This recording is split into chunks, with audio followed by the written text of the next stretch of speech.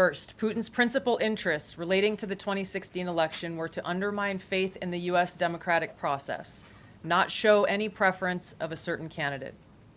In fact, this report shows Putin held back from leaking compromising material on Hillary Clinton prior to the election, instead planning to release it after the election to weaken what Moscow viewed as an inevitable Clinton presidency.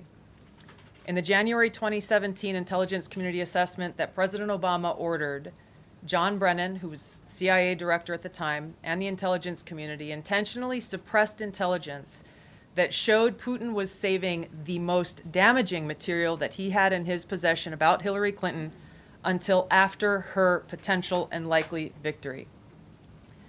The report goes into great detail about the information that Russia and Putin had on Hillary Clinton, which included possible criminal acts like secret meetings with multiple named U.S. religious organizations in which State Department officials offered, in exchange for supporting Secretary Clinton's campaign for the presidency, significant increases in financing from the State Department. They also had documents that showed the patronage of the State Department to State Department employees who would go and support Hillary Clinton's presidential campaign. There were high-level DNC emails that detailed evidence of Hillary's, quote, psycho-emotional problems, uncontrolled fits of anger, aggression, and cheerfulness, and that then Secretary Clinton was allegedly on a daily regimen of heavy tranquilizers. Then CIA Director Brennan and the intelligence community mischaracterized intelligence and relied on dubious substandard sources to create a contrived false narrative that Putin developed a quote-unquote clear preference for Trump. Brennan and the IC misled lawmakers by referencing the debunked Steele dossier to assess quote-unquote Russia's plans and intentions, falsely suggesting that this dossier had intelligence value when he knew that it was discredited.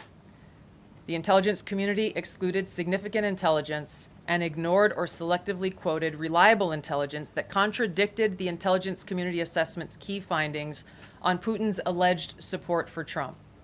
Including this intelligence reporting would have exposed the ICA's claim as implausible, if not ridiculous. The intelligence community assessment omitted reliably sourced information, such as how some Russian intelligence officials were quote-unquote planning for candidate Hillary Clinton's victory, while others assessed neither Trump nor Clinton would respect Russia's interests. As was reflected in the ODNI documents that we released on Friday, multiple intelligence community assessments released in the months leading up to the November 2016 election concluded that Russia had neither the intent nor capability to impact the outcome of the U.S. election. On December 5th of 2016, the FBI and ODNI gave the House Intelligence Committee its first post-election classified briefing, in which there was no mention of Putin aspiring to elect Trump by either agency. The Presidential Daily Brief, drafted on December 8th of 2016, stated that no Russian or criminal actors impacted vote counts. This document was pulled just hours before it was to be published due to quote-unquote new guidance. If it had been published, it would have been briefed to both President Obama and President-elect Donald Trump. On December 9th, 2016, a National Security Council meeting was called to gather President Obama's senior national security officials, which included CIA Director Brennan, then Obama DNI James Clapper, Susan Rice, and others. Following that secret meeting, DNI Clapper's assistant sent an email to the intelligence community with the subject line, POTUS tasking on Russia election meddling, tasking ODNI leaders to create a new assessment per the president's request.